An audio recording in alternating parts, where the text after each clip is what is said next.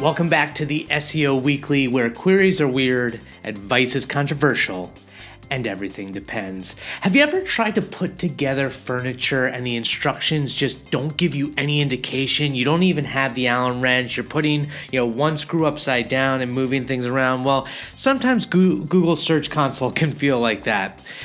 How did you get into SEO? We're going to talk a little bit about that. And a bunch of JavaScript SEO stuff was rolled out over the past week, and maybe we'll touch on that Facebook outage. Let's dive in. That's right, Google added some new reports in Google Search Console. Really interesting ways to look at your structured data and actually surface some errors that weren't there before. Now, this isn't new errors, it's just Google Search Console adding in the reports exactly what it is you need to fix. So as SEOs, as opposed to searching for a needle in a haystack or not knowing how to fix certain things that aren't being indexed properly or getting the sort of, search visibility that you want, Google Search Console is providing a little more insight. Now, Daniel Weisberg, a search advocate, shared some of these new reports that you'll be able to see in Google Search Console, like invalid attribute string length, invalid attribute enumerate or enum value, invalid objects, type conversion failed, out of numeric range. And then Ryan Levering actually clarified that these are things that you would be able to see in the structured data testing tool. It just wasn't actually in Google Search Console reports previously. So last week I talked a lot about Google's search on presentation. I said on search like 15 million times, but who's counting? So Kevin Indig, whose ideas and perspective on SEO I respect the hell out of, highlights how big of a deal this actually is, talking about the way that MUM, the multi-unified model, will pull together video, images, text, web pages, all of these things to surface better information in a more visualized focused search. And this is going to have huge implications on SEO. He goes also to point out in a article that he wrote in 2020 December about how the more images on search, the more likely you're going to stay on Google, which makes sense for Google to then invest in more Google images. And to continue that idea along, actually a couple weeks ago, it was reported that Google is working on a deal to be able to index Instagram and TikTok content, which makes that much more sense when it comes to all the visual content of those libraries. So if there's one takeaway from all of this move to a more visual search, is that you really should consider it in your content strategy to produce a variety of multimedia content, videos, images, infographics, texts, everything that you can to get more visual, because that's the direction that Google is going. So on October 4th, Facebook went down. They couldn't even get in the offices because everything is connected at Facebook, especially when it comes to their DNS servers. How did Google handle this? Well, John Mueller pointed out that the way that Google handles these massive sites is you're not screwed when the DNS goes down right away. Basically, Google assumes that there's a temporary issue. You have about a window of about 1 to 2 days before you start to possibly get de-indexed. You might get de-indexed, but probably not in those first couple of days. If the problem is persistent, then you get de-indexed. Then over time, you see your search rankings fall. But right away, you won't see your search rankings fall. And John actually pointed out that when you do get your site back up and you get re-indexed, it usually happens quite quickly. Google will pick up on those signals and then more aggressively crawl your site. So it's very interesting to see when one of the most massive websites in the world has an outage like that. How does a search engine like Google handle that? So yesterday, Moz, their Twitter account had a really great question, which is always fun to see, which is, how did you get into SEO? And it's fascinating to hear the different ways that people got into SEO. It's rarely sexy. It's not the type of thing where a lot of people maybe in 2021, but people who've been in the industry for 10 years, they did not get into it directly. They did not go to school for SEO. Not that that's really a thing yet anyway. You're really learning on your own. But it was cool to see a lot of veterans in the industry share where they came from. So for instance, Amanda Jordan started in graphic design. Ray Martinez actually had a defunct club live music venue in New York City that he wanted to get them to rank locally, their website. Joe Turnbull was working for a company that made mobile phone games and was tasked with, go-to-market strategy.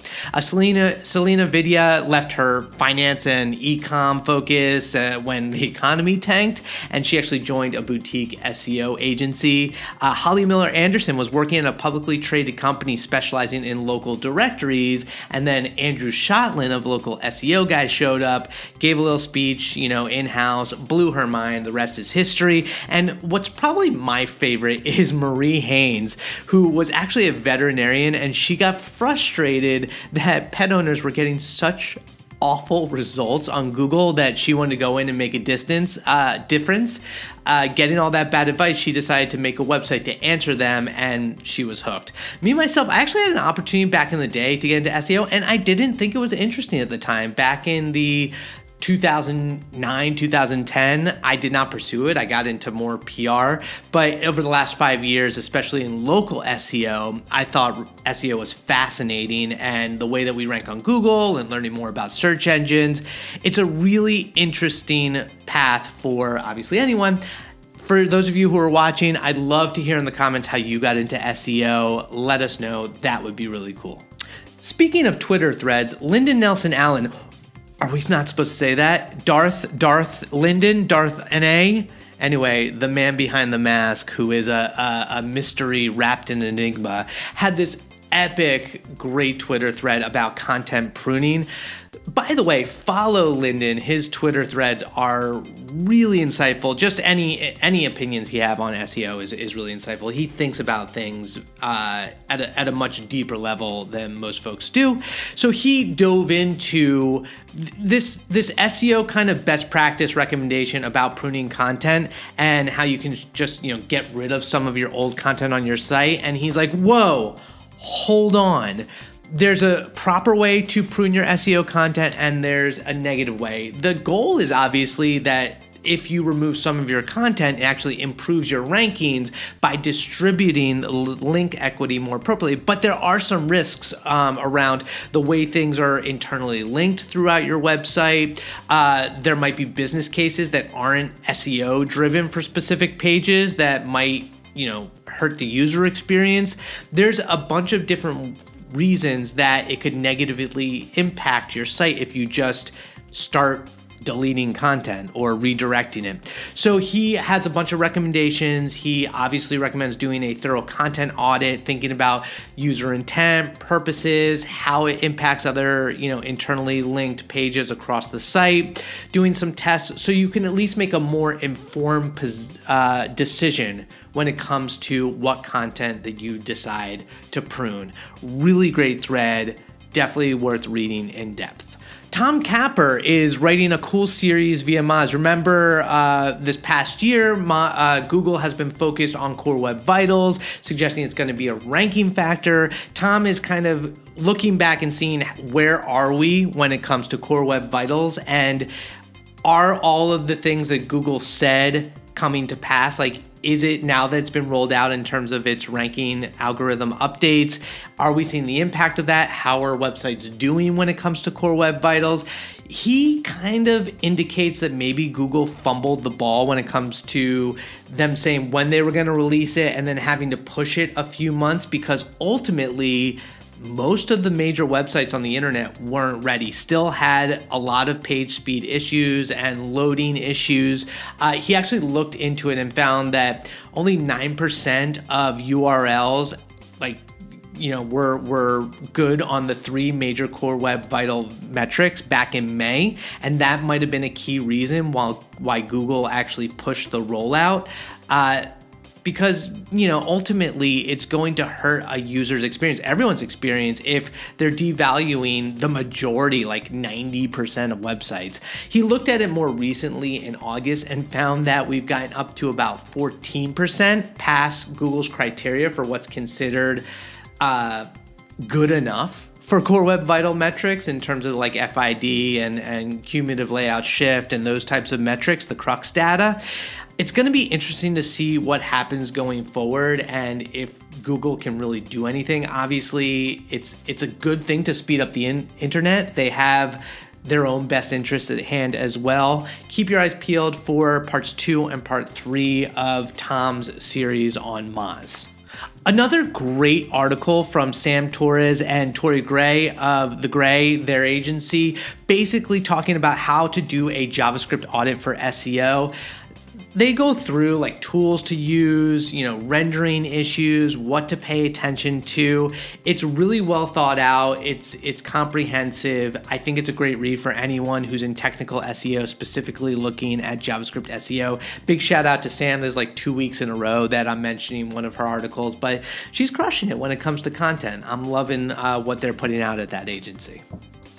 On Wednesday, speaking of JavaScript SEO, there was an excellent webinar hosted by Duda.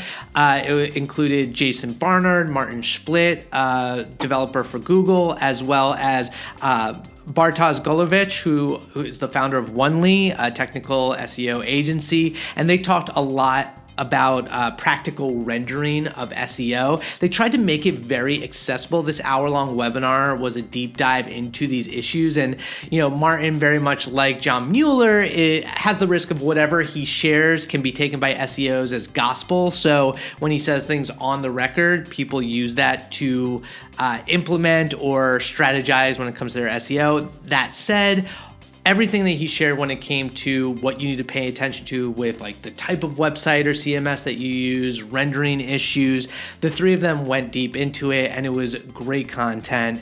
Definitely check that out. And finally, some news and notes. Streamlit Turn 2, Charlie Wanier, who's the development advocate for that company. Basically, it helps data analysts and engineers and scientists take data sets and visualize them into app form and share them really accessibly. It's a great tool. Not technically SEO, but just if you're a data geek, it's very much something that you want to potentially use, put on your website to share visualizations of your data in really accessible ways. Congratulations to the whole team over there. Isaline Muelhauser actually started a new WorkinSEO website, which is going to be a job opportunity board, a set of resources, and her own podcast, just highlighting diverse paths in the world and industry and careers of SEO. Really excited to see what comes out of that. It's going to be really cool. And then finally, wanted to highlight one thing that SearchPilot is doing. Will Critchlow and the team over there finished up their diversity and inclusion, transparency, and accountability write-up.